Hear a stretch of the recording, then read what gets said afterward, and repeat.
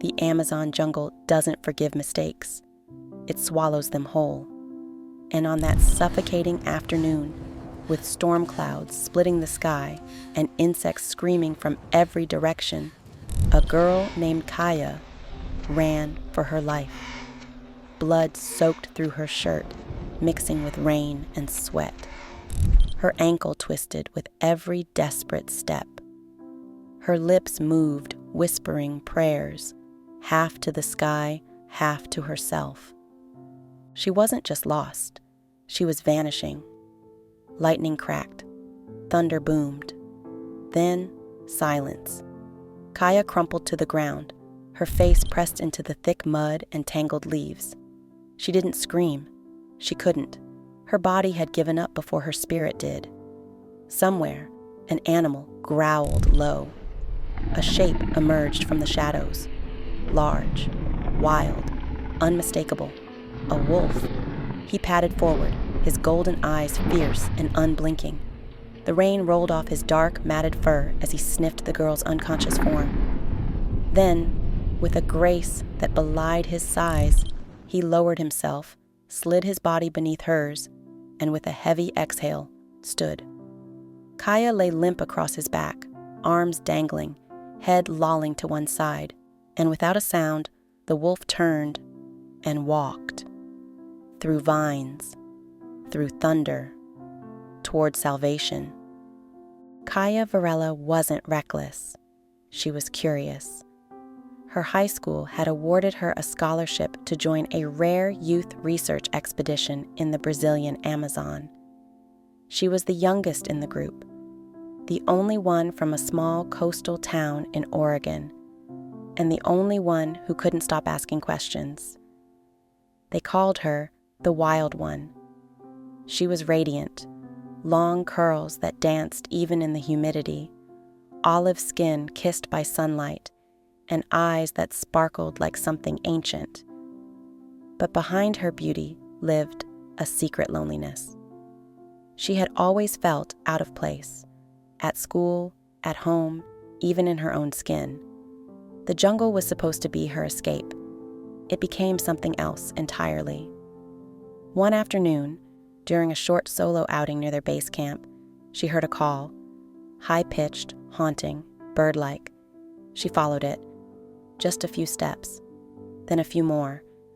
By the time she realized she'd gone too far, the foliage was different, denser, older.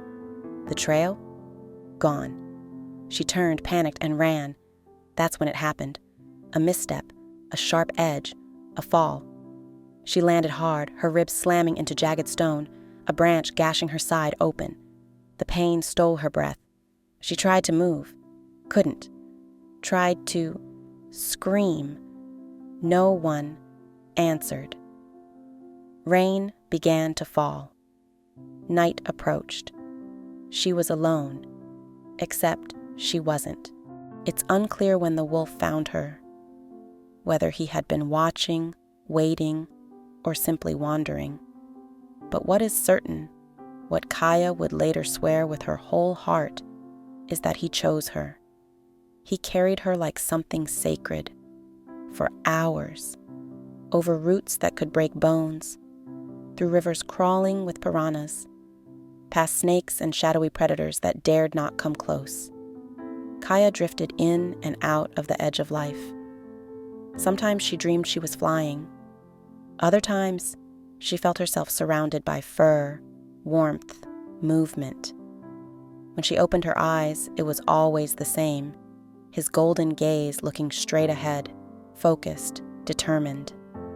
Once, they passed a howler monkey that screamed and threw branches. The wolf didn't flinch. Another time, Kaya slipped slightly off his back. He stopped instantly, gently shifting to secure her again. He never looked back. Hours turned into night, and finally, just before dawn, they reached it. A field, a satellite tower, a small jungle outpost with blinking lights and tired, underpaid doctors. The wolf emerged from the tree line like a ghost made flesh. A technician smoking outside dropped his lighter, mouth open. Inside, A nurse screamed, but the wolf didn't growl. He walked to the center of the clearing, lowered Kaya to the ground as gently as a mother laying down her child, and stared at her one last time. Then he vanished, just like that. Kaya woke up 2 days later in a hospital bed. She had a fever, a cracked rib, nearly died from infection, but she was alive, and she remembered. The wolf. No one believed her at first. No photos, no tracks, no evidence. But then came the testimonies. 3 staff members who had seen him. A security guard who still couldn't sleep. A jungle researcher who said he once saw a wolf years ago near the same outpost. Kaya went home with more than scars. She went home with a story. 1 year later, she returned to the Amazon. Not for adventure, but for closure. She brought a single flower and placed it near the tree line. "Thank you," she whispered. The leaves rustled, and though she didn't see him, she knew he was watching. The jungle never gave him back. But Kaya would never forget. If this story moved you, take a moment to breathe it in and let it settle. Then, please, subscribe for more true and inspired animal stories, like the video to support the channel. Share it with someone who needs a little light today.